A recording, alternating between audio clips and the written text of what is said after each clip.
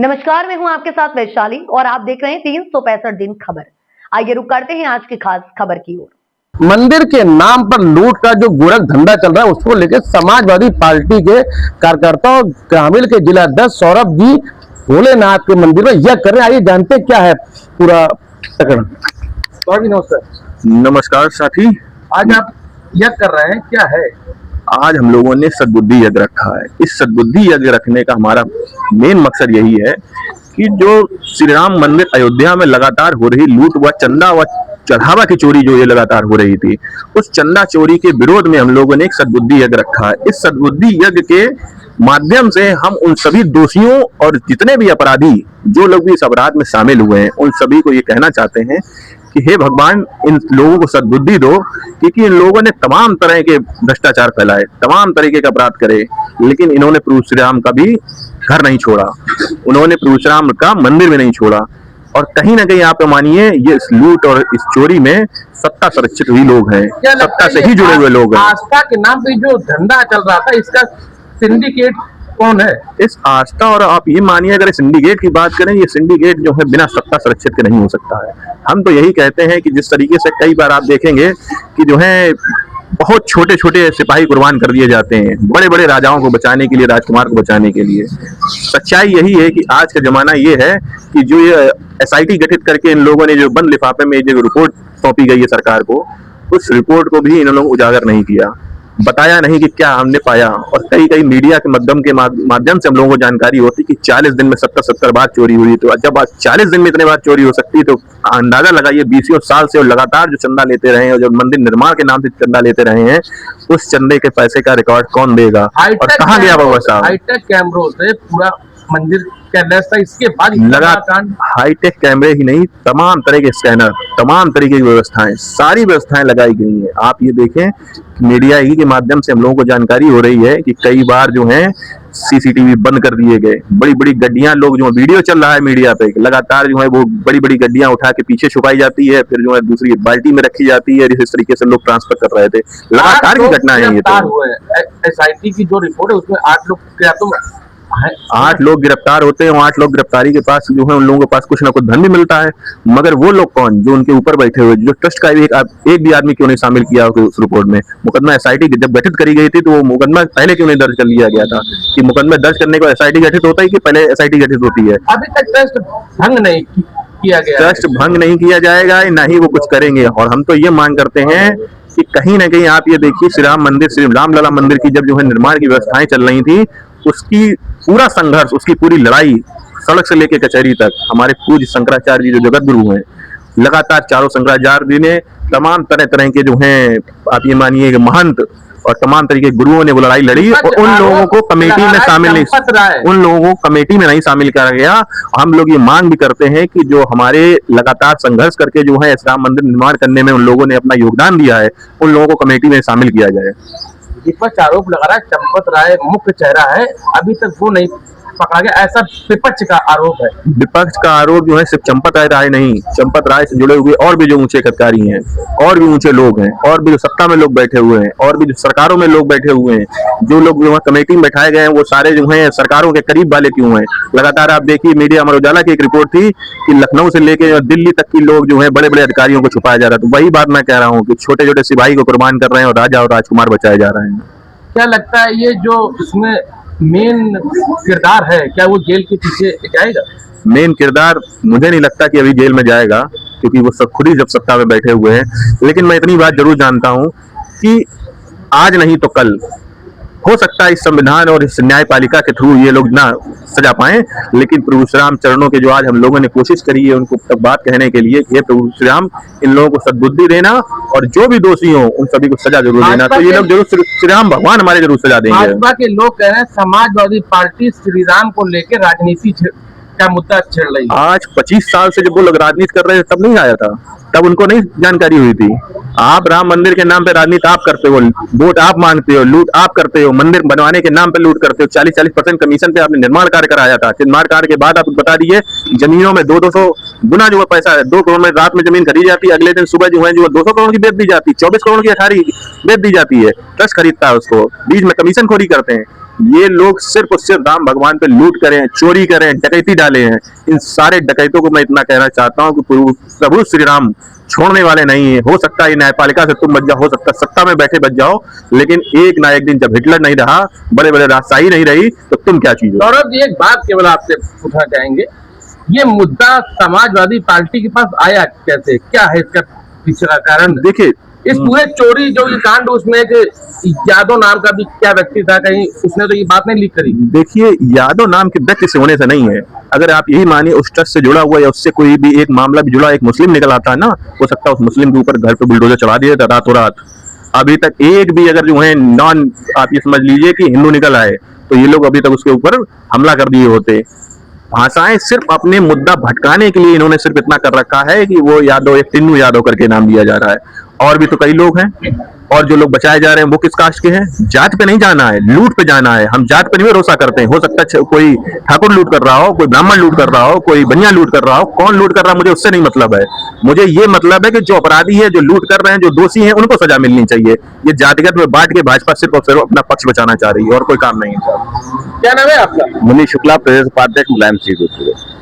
मुनि भाई, जो चंदा चोरी का मामला चला, इसमें क्या कहेंगे? देखिए, भारतीय जनता पार्टी हमेशा भगवान श्री राम के नाम पे वोट लेना चाहती थी।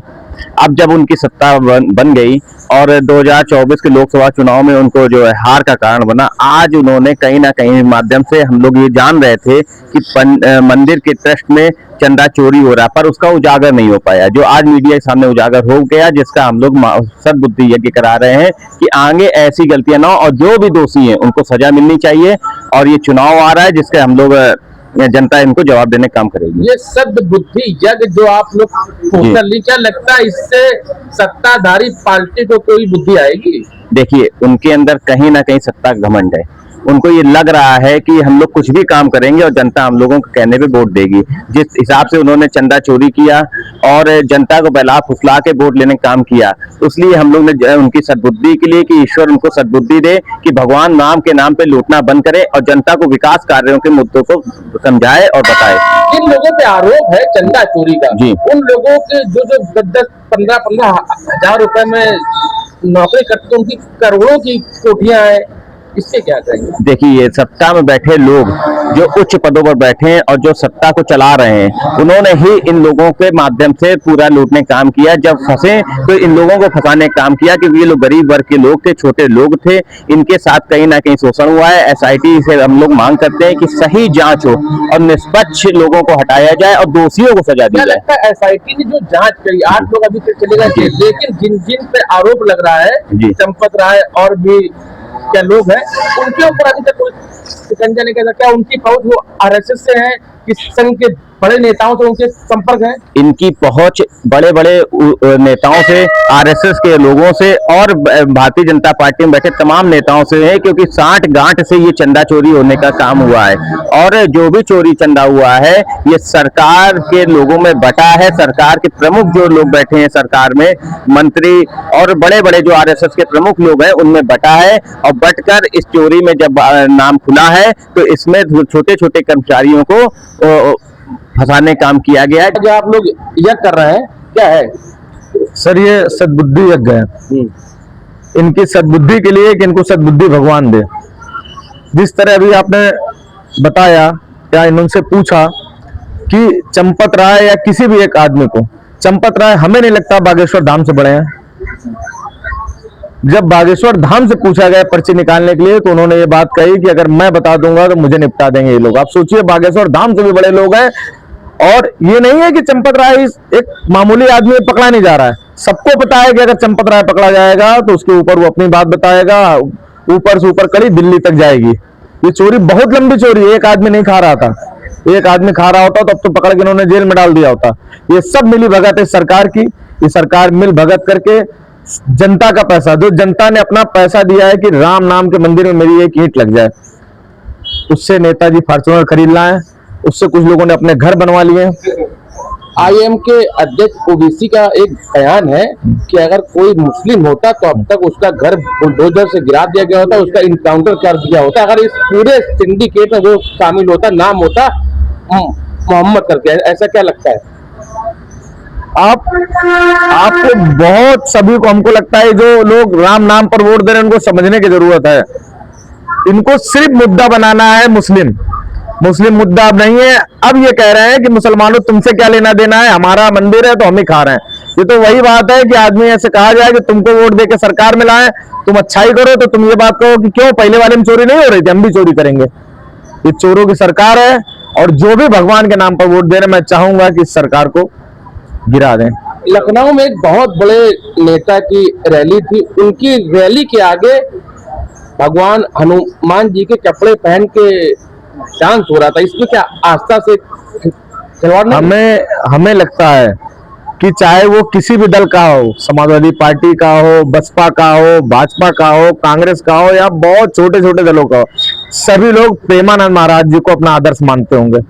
प्रेमानंद महाराज जी की एक बात है, सभी लोग उसको ढूंढ कर जरूर देख लें कि प्रेमानंद महाराज जी ने ये बात कही है कि भगवान को अपने आगे नित्य नचाना, ये अपने शरीर का कलंक बनाए बैठे हैं। सोचिए आप कि हनुमान जी का क्या व्यक्तित्व हमारी नजर में है कि हनुमान जी ने संजीवनी उठाकर भगवान राम के भाई को बचाया, और आप देखिए उसको नचा रहे हैं ये अपने सामने, उनके कपड़े पहनाकर, उनकी वेशभूषा बनाकर लोगों को अपने सामने नचा रहे हैं।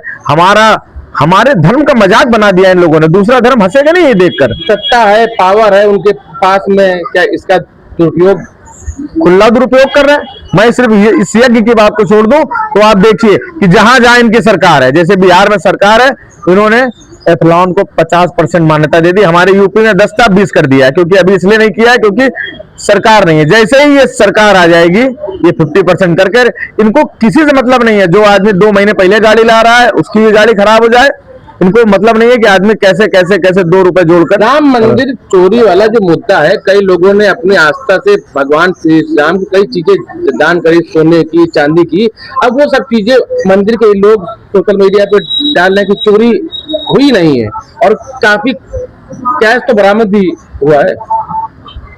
2000 करोड़ की, अनुमानन 2000 करोड़ की चोरी हुई है, जिसमें आप समझिए सिर्फ ये कैश का हिसाब है जो लोगों ने अपने दान की। जो लोग तो अभी बता पाए अपने दान, न जाने कितने लोग हैं जिन्होंने अपना दान नहीं बता पाए, जिनको पर्चियां नहीं मिली है वहां की, सब चोरी है। इन्होंने, सरकार ने सिर्फ भ्रष्टाचार किया है, हर चीज को भ्रष्ट कर दिया इन्होंने। और आज भगवान राम के नाम पर चोरी करके इन्होंने सिद्ध कर दिया है कि ये राम के अनुयायी नहीं है, ये भगवान राम को सिर्फ व्यापार बनाकर राजनीति कर रहे हैं।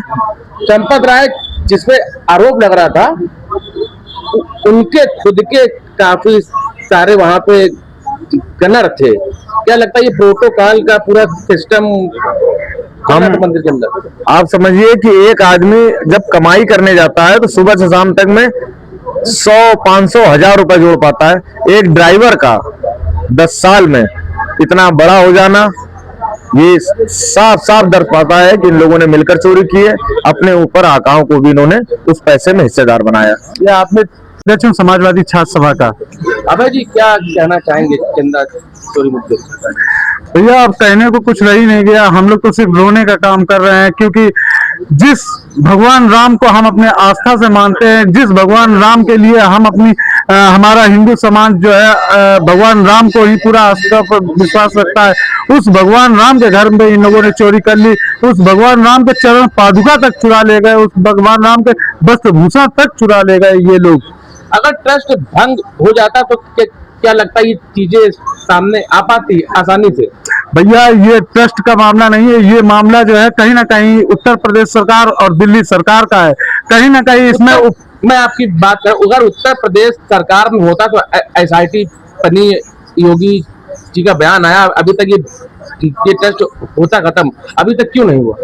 भैया आपको एक बात बता दें, क्योंकि हम हिंदू समाज हो चाहे हमारे भारत के मूल निवासी हो, हर आदमी ये चीज जानता है कि ये सरकार केवल और केवल जांच एक दिखावा के नाम पे रखी है।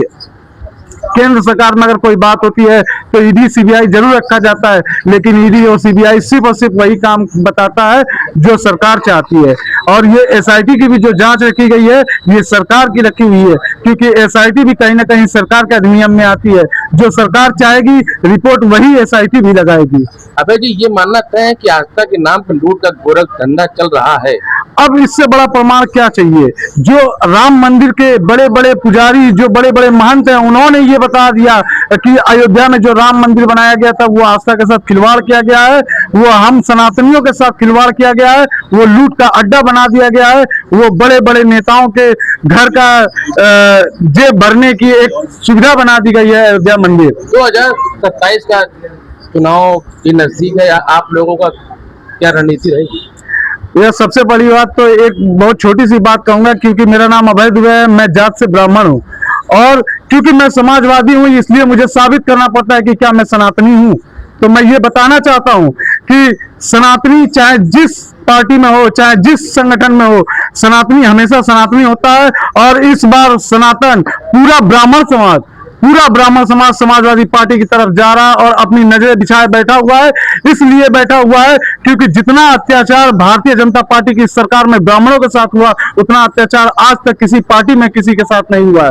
आज आंसू निकल आते हैं भैया, छोटे छोटे बच्चे जो हमारे यहाँ के जो इलाहाबाद के कुंभ के मेलों में जिनके चुटिया पकड़ करके खींची गई थी, जिनको दौड़ा दौड़ा करके मारा गया था, वो छोटे छोटे मुनियों को आज जो है हमारे यहाँ के जो जगत गुरु शंकराचार्य जी हैं, जिन्होंने विपक्ष में आवाज उठाने का काम किया, तो उनको जो है यौन उत्पीड़न के झूठे मुकदमे में फंसाने का काम किया जा रहा।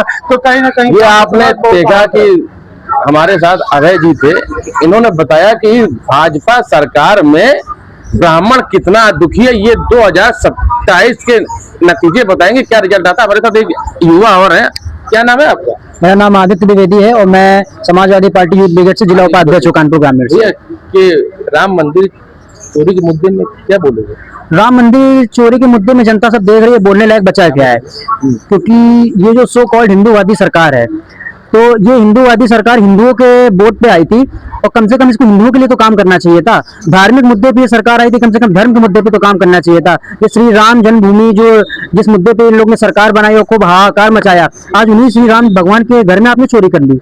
आप कहते थे हम राम को लाए, सबसे बड़ा पाप तो आप ये था कि आप कहते थे हम राम को लाए, मतलब इतने बड़े आप हो गए कि आप राम को ले आओगे, और आज आपने उन्हीं राम के घर में चोरी कर ली। आपसे चलिए शिक्षा के मुद्दे पे काम नहीं होता है, स्वास्थ्य के मुद्दे पे काम नहीं होता है, लेकिन कम से कम धार्मिक मुद्दे पे काम कर लेते, इसी में संतोष रहता कम से कम सनातनियों को। आप धर्म के मुद्दे पे आपने कौन सा धर्म का काम कर दिया? गंगा जी को साफ करा आपने? गंगा को साफ करने का वादा करके आए थे, आपने गंगा माँ को साफ करा? गंगा माँ और दिन पे दिन मैली होती चली जा रही है। राम जन्मभूमि में, राम मंदिर में आपने चोरी कर दी। सनातनियों को कितना दुख हुआ होगा, और हम लोग को जब इतना दुख हो रहा है, हम लोग इतनी पीड़ा हो रही है, जिन लोगों ने वहां पे चंदा दिया होगा उन लोग की क्या हालत होगी आप ये सोचिए। मतलब वो दोबारा किसी पे विश्वास ही नहीं कर पाएंगे। और उसके बाद नितिन नवीन जी जो राष्ट्रीय अध्यक्ष भारतीय जनता पार्टी के बने हैं, वो लखनऊ आते हैं, क्या कहते हैं बताओ, भगवान हनुमान जी का ड्रेस पहने राजनीति के सामने नाच रहा भाजपा का झंडा लेके। प्रेमानंद महाराज जी ने कहा था इतना बड़ा कौन पदाधिकारी हो गया है कि जो जिनके सामने भगवान नाचे। तो ये विनाश काले विपरीत बुद्धि, इनकी बुद्धि हो गई खराब ही, क्योंकि इन्होंने कर्म इतने खराब करे हैं कि इनकी बुद्धि घूम गई है। अब ये उल्टे सीधे काम कर रहा है, इनकी सरकार नहीं बनने वाली है। ना गंगा माँ को तुमने साफ नहीं करा, राम मंदिर में चोरी कर ली, हनुमान। ये हमारे साथ में समाजवादी पार्टी के नेता थे, इन्होंने बताया राम मंदिर चोरी के मुद्दे में बहुत बड़ा सिंडिकेट काम कर रहा था। अब इसमें देखना एसआईटी बंद तो गई है, लेकिन सख्त कार्रवाई होती है कि और ये ट्रस्ट जो है ये दिल्ली से भंग होता है कि नहीं, इसमें कई लोगों की नजरें हैं। अब देखना ये होगा आने वाला समय में इस राम मंदिर के मुद्दे पर क्या निर्णय आएगा। सूरज वर्मा, कानपुर। इस खबर में फिलहाल इतना ही।